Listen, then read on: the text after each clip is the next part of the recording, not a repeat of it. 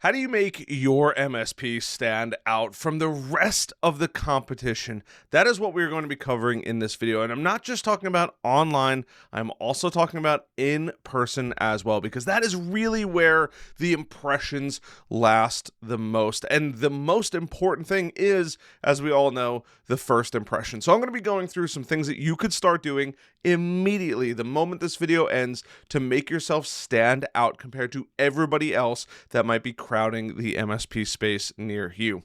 My name is Harrison Marin from growth-generators.com. We help MSPs grow, whether that's sales training, marketing training, or even some business operations. Before I get into today's video, I do want to mention just one quick thing. I put some super helpful links down in the video description. If you haven't already checked those out, I would highly recommend going and checking those out, from our new masterclass all the way down to helpful links, our membership, among other things. And if you're listening to the podcast, MSP Heroes, I will also include those in the podcast description as well. So let's talk about how to actually get yourself to stand out, because it's really important to do that. Whether you are out networking, you're cold calling, you want to say, hey, I am the best around. Please pick me to give your money to and choose to be your partner, right? But we can't just say I'm the best, because we have to prove it. But how do we prove it without sounding cocky? Well, that's what we're going to go through in this video, because it's really, really important that we kind of get this right off the bat. Now, it doesn't matter if you are going in person or you are networking. We have to understand a couple different things. One, we have to understand who we're actually talking to. Now, I pulled up my screen here, and we're going to dive in. And I just want to share with you guys just some things that I would look at right off the rip, even before I continue through this video, because there's going to be some helpful tips and tricks that you're going to want to pick up. Now, I just found a local accounting company. It was just what I could find and what I thought of off the top of my head. I just went to accountant in Charlotte, scroll down, I don't know who this is, but this is their company, right? We got a bald guy, older gentleman, and a nice lady here, and they probably have one of the worst websites, but that's okay. We have the home, about us, services, news, and resources, and this is real. This is like real in the wild, what you would actually run into. Not everybody spends tens of thousands of dollars or just thousands of dollars on their website. So we have to start off right off the rip by doing good homework. We got to know who we're actually talking to before we go any further. And if you're going out to a networking event, you have to do your homework on a lot of those people. It's tough, but it's what truly kind of sets the tone. And you, as the tech professional, it makes you look good.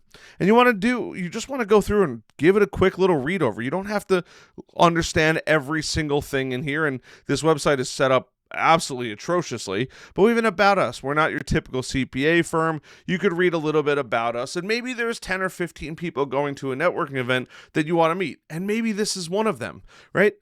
The first thing that we have to do is make sure that we do a little bit of homework. We have Brian E. Huber, CPA, and I could go look these people up on LinkedIn. We have Matthew Miller. We have Debbie Johnson, all CPAs, and it tells a little bit about what they are, who they are, the Bill of Rights, all of this good stuff. But what I want to know is just a little bit of information, because if I can give myself just a little bit of an advantage compared to everybody in the room, especially when it comes to pitching these people or talking to these people in person, we have to understand who they are.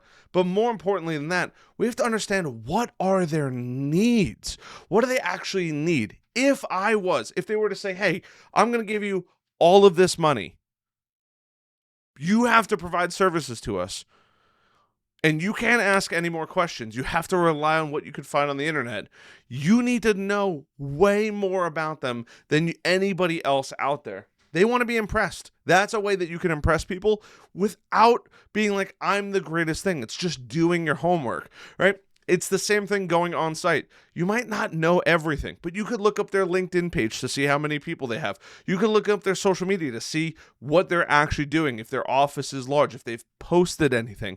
Now, not every company is going to do this, and that's okay. But there's a lot of companies that will, and you could start to leverage the information that you're gathering online. And that's truly the most important thing throughout all of this. So after we do that, we want to come up with a value proposition, something maybe even tailored to them. Now, if you're in a large networking group, you want to come up with your value proposition. And this all happens by doing research on your competitors. Now, back to my computer here. We'll jump in. I just did IT companies in Charlotte, or IT company in Charlotte, and you could see that there's a handful of them out there. And I just grabbed the first handful, nothing crazy. We have Charlotte IT Solutions, experttip.net. I don't know, minimize technology hassles with your managed IT, whatever, that's fine. And then we have AOWtechnologies.com, managed IT service provider. And what we really want to do is we want to look at like who they have, right? These guys are a Kaseyo and Datto partner. They have a white labeled communications, they're Spectrum, they're Dell certified partner. Okay, what do these guys have? And just going through, we want to make sure that whatever we are offering, what we're recommending, we have either something unique or we fall in line with what I would consider the gold standard. Now, the gold standard is truly whatever you want it to be, but it's kind of your secret sauce of software. But you also want to know who your competitors are, what their value props are. It should be on their website, hopefully, who they partnered with. Now you could start to figure out and kind of get an idea of who they are, so that way you could build an even better value proposition. Because if you just go into something and say, I'm the best, I'm the greatest around, nobody else, don't even look at other IT companies out there because I'm the best. They're going to be like, okay, well, what value do you provide to me? And if you don't know who they are, which you may not have learned just yet, but you don't have a truly unique value from you compared to everybody else, what makes you actually stand out in just what I showed here? That map full of other IT companies. What is going to make you stand out among everybody else out there? Now, next, on top of that, we got to stand out a little bit, whether that's in person or online. Silly little things. I have my business card right here. My business card is square. Why? Because the square does not fit on the stack of business cards. It actually sticks out. And every single person I've talked to is like, your business card is constantly sticking out. It's a soft touch. I paid a little bit of extra money to have a really premium feel. Little thicker stock, so it feels good. So when I hand it to somebody, kind of shows that I'm serious about who I am. Now, I don't give out that many business cards, so business card 2.0s are coming sometime down the road. But truly, just something as simple as your business card. There's so many business cards out there. And I'm not poo-pooing Vistaprint or anything like that. But spending a little bit more money goes a long way when people remember who you are. Using those visual aids is going to help you tremendously throughout the entire process. And those visual aids come in your business card, what you wear and what you dress, the way you present yourself, the way you stand, believe it or not, as simple as that might actually sound, the way do you bring anything with you when you go to your sales calls? Are you leaving something, right? There's all of these different parts that help you stand out among your competitor, because most competitors are wearing maybe a hoodie, maybe slacks, maybe sneakers or tennis shoes. They probably aren't well dressed, or they don't look like they're ready or excited about work. These are things that you can 100% leverage. I cannot tell you how many deals I've won because my competitor was either late, they just didn't present themselves well. They weren't confident in who they were. They weren't confident in their company. All of those things stack up, making you look way better than everybody else. And then leveraging your online presence on top of that is going to make a massive, massive difference when it comes to all this. And the really important thing is that first impression, whether it's online or in person. We want to make sure that we set a tone. Simple as that. The person you see behind the camera is the person you will meet when you meet me in the wild. I am no different. That's the person that you get. I try to make sure that I set the tone. Now, if you come into my house, it might be a little different. I'm a little more laid back. When I'm out in the world, I tend to be the exact same person you see online. I stand up straight. I try to be as attentive as possible. I try to make eye contact as much as possible. I give a firm handshake. These are all things that just help set me apart from anybody else who's just slacking. I'm trying to stay in the race or get ahead of that race. On top of that, the unique things I can start to do, the business card, anything else like that. On top of that, When I meet somebody, whether it's in a sale or networking or online, there has to be some kind of an agenda, right? Even your website has an agenda. Your website's agenda is to explain what you do to your dream customer. Your agenda, whether it's in a sales meeting, is to hopefully learn if you're a good fit for them and if they're a good fit for you. That's the process. It has to be equal together. It's just how it goes. Even in networking, hey, my agenda is to meet potential partners, potential people that I could do business with, potential networking strategy associates, whatever you want to call them. But you might want to go into something with hey, I really want to meet this type of person this evening. And you can go look for that type of person. And also by having an agenda and you telling that agenda to other people, they will help you. People naturally want to help you succeed. The moment I started saying, hey, I need help with my business or I need ideas, people came immediately. And I appreciate all of you, from the Discord to the YouTube channel, asking, hey, make this. I need help with this. How can I help with this? Because I asked for it. It's that simple. I know it sounds crazy, but asking for help is really, really, really important. And then try to reciprocate as much as you can. But now here's the really important parts, because you guys all know I love putting my little nuggets of gold at the end. But you got to hit that like button, subscribe button, and that notification bell. First, we have to focus on the benefits. Nobody cares about the solutions. I am sorry. I'm a tech guy just like you guys. I have a bunch of cables all down here. They could all do certain things. We could program computers, all of that good stuff. Guess what? Your clients, potential clients, networking partners, they just don't care. They care about the benefits. What can you do that will benefit them? And when you can bring that full circle of what you can benefit, what they can benefit from you, or who benefits and what the benefits are that you provide, everything becomes easier. If you could do this on your website, in sales, in networking, when you talk to people in a business environment, you will go so much further than everybody else. Because we look at it and say, hey, my computer's running slow. Great, let me clean it. That's not the benefit. That's the solution, is cleaning it. What are the benefits of having a clean computer? What are the benefits of having a computer with the right specs on it for the job that they're trying to handle? Those are the benefits. Not the computer itself, i7, i9, whatever it might be. Those are solutions. People don't care about solutions. They care about the benefit that they're going to actually get. It's really, really important.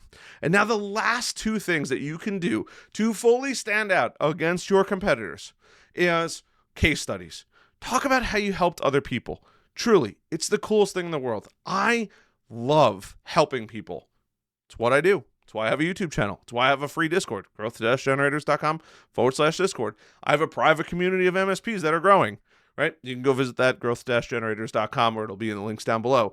And they're growing. It's the coolest thing. They are turning into case studies that I can then put out and show people that basically says, hey, I'm the best. Here's all the success that we've had. You should jump on the train too, because you could have success just like everybody else. That's the coolest part about it. Now, that was one of two. Like button, subscribe button, notification bell. Please and thank you. The second thing is what's called third-party stories. You're not going to walk around with a piece of paper, and I don't know why, but I always have mail on my desk. But you're not going to walk around with a piece of mail or a letter and say, hey, this is my case study. You're just not. It'd be weird. But what you can do is you could tell third-party stories. What you've done, how you've been able to help people, the crazy things that you've gotten into.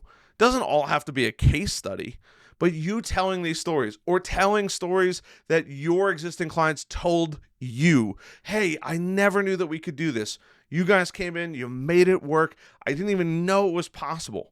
You can tell that story from their point of view and how it made them feel. Right? People buy based on emotions. Keep that in mind. That will go tremendously far. The legitimate life or business changing moments that you have an impact on. Those are the stories that you need to tell. If you haven't told a good story yet, check out something called Toastmasters. You can go to Toastmasters. I have one probably about 30 minutes away. I don't go as much as I'd like to, but You can go to Toastmasters. You'll learn how to speak in front of people. It'll just get you more and more engaged in conversations. And you have to practice. I know that sounds crazy. How do I practice sales? You get more leads. How do you get more leads? You do more marketing, right? You do more networking events. But you're never going to get good at it if you're going up to plate on the World Series and you're going to hit a grand slam. It's just not going to happen. You have to consistently practice it. Even if I take off for like more than 2 weeks on YouTube, which I have in the past, you guys will never know because I plan those times out and I record a ton of stuff in advance. But it's important to do that because if I take off those 2 weeks, I get rusty and I have to keep going. Granted, I'm still getting over a sickness.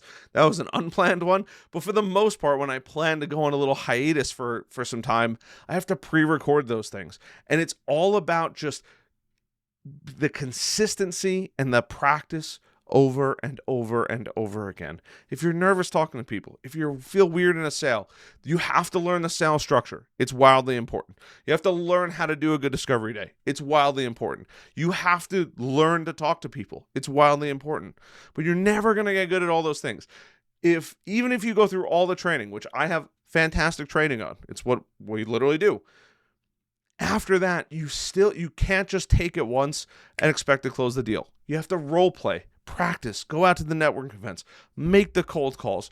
All of those things keep building your experience to get better and better and better. Think about it. When you first were working on computers, or even now you work on something completely new, it takes you a long time until you start to do it over and over and over and over again, allowing you to get better. It's the exact same process. And all of those things will help your MSP stand out from the competition.